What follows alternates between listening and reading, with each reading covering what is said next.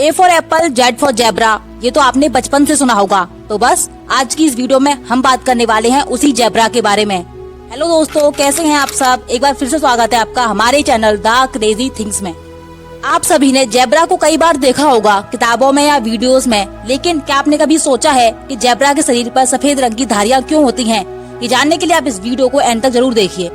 तो चलिए शुरू करते हैं। ज्यादातर लोगों का मानना होता है कि जेब्रा एक सफेद रंग का जानवर है जिस पर काले रंग की धारियां होती हैं, लेकिन वैज्ञानिकों ने पता लगाया है कि जेब्रा वास्तव में एक काले रंग का जानवर है जिस पर सफेद धारियां होती हैं। जैसे हम इंसानों की उंगलियों के निशान यानी हमारे फिंगरप्रिंट्स अलग अलग होते हैं, वैसे ही जेब्रा की धारियां भी यूनिक होती हैं। मतलब किसी भी दो जेब्रा की धारियों का पैटर्न एक जैसा नहीं होगा।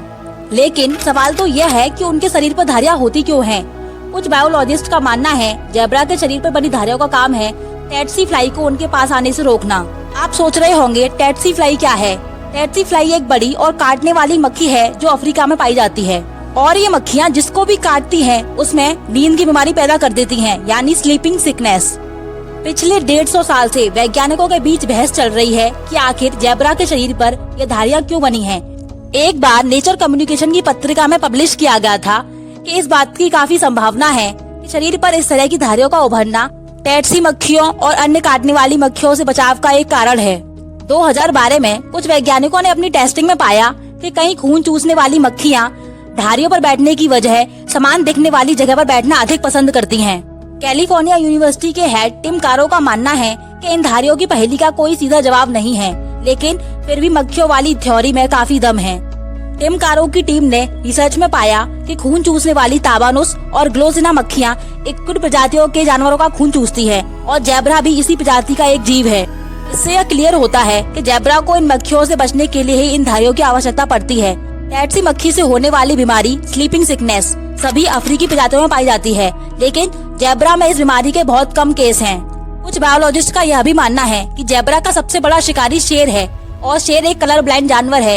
ये धारियां जेब्रा को शेर से बचने के लिए हेल्प करती हैं। और एक थ्योरी यह भी है, जब भी बड़ी संख्या में जेब्रा झुंड में चलते हैं तो उनकी धारियां एक बड़े जानवर की तरह दिखाई देती हैं, जो कि उनके शेर जैसे शिकारियों को भ्रमित कर देती हैं, जिससे वह झुंड पर हमला करके किसी एक जेब्रा को अपना शिकार नहीं बना पाते। कभी कहा गया कि ये धारियां जेब्रा को शिकारियों से बचाती हैं, कभी कहा गया मक्खियों से बचाती हैं, और यह भी कहा गया कि इन धारियों से गर्मी निकलती है जिससे जेब्रा को ठंडक मिलती है।